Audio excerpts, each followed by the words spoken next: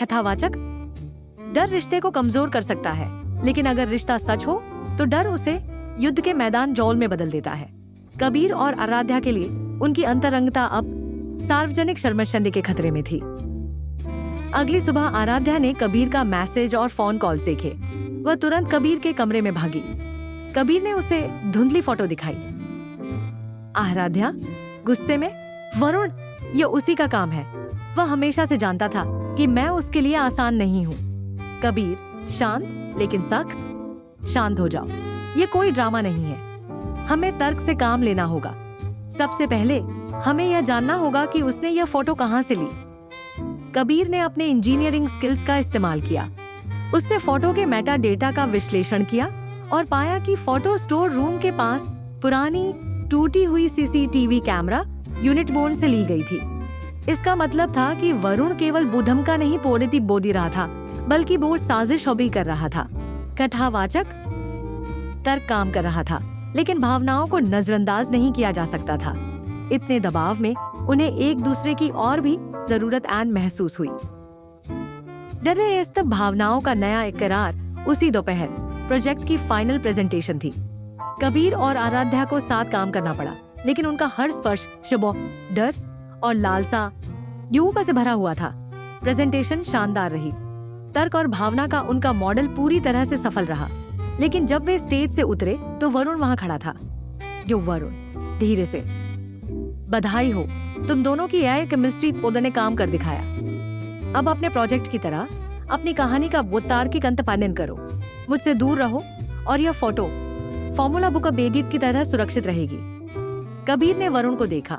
उसके तर्क ने उसे सब कुछ तोड़ने का नाकिस के लिए कहा, लेकिन आराध्या ने उसका हाथ पकड़ लिया। आराध्या वरुण को देखते हुए आत्मविश्वास से, हमारा रिश्ता तुम्हारा प्रोजेक्ट हवा नहीं है वरुण। हम इसे खत्म नहीं तब ये नहीं करेंगे, हम इससे लड़ेंगे। अब तुम हमें अकेला छोड़ दो। वरुण नाराज होकर चला गया। कबीर ने आराध्या को देखा।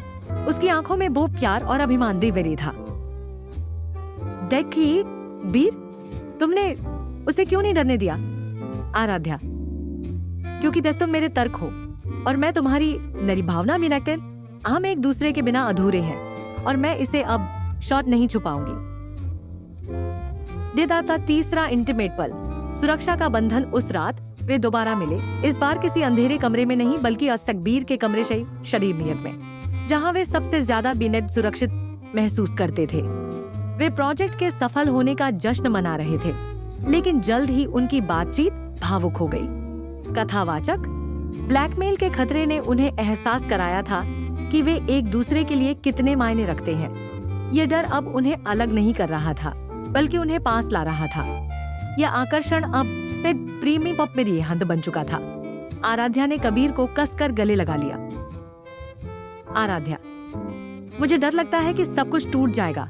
कबीर उसे देखते हुए आत्मविश्वास से, नहीं टूटेगा, मैं हूँ, मैं तुम्हें या किसी फॉर्मूले स्टून से भी ज्यादा बचाऊंगा।